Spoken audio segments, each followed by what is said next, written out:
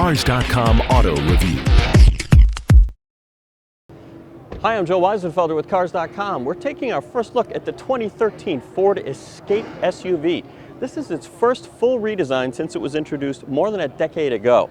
The styling follows the lead of the Fiesta and the Focus cars, not the Flex and the Explorer SUVs. The Escape will offer three different engines. The base one is a 2.5-liter four-cylinder, and then there are two optional turbocharged EcoBoost engines. There's a 1.6-liter and a 2-liter. Now there's some improvements to the interior, of course, this being a new model. There's some soft touch materials on the dash, pretty thick padding on the armrests as well. But in other ways, there's a mix of quality. The SE trim level has controls that are similar to what you get in the Fiesta and the Focus. Lots of buttons with no labels on them. You're not sure quite what to do. Similar story on the steering wheel here.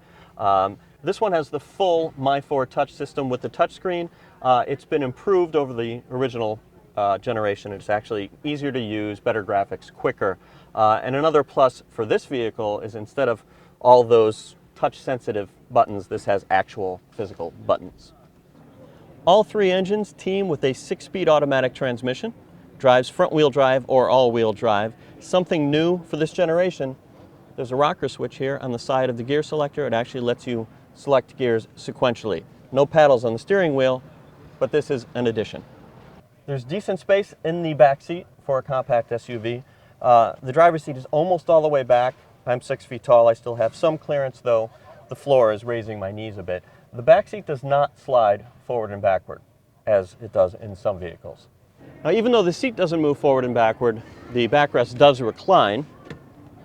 And folding the seats flat for cargo used to be a pretty elaborate procedure, old school, remove the head restraint, stuff like that. Now there are two steps.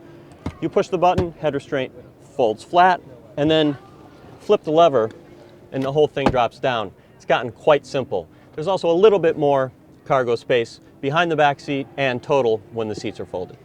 One of the most interesting and amusing features is an option that's an enhancement to the power liftgate. Say you have your arms full of groceries or children or something like that. All you have to do is kind of put your foot in and shake it all about, and it goes up by itself. That's what it's all about.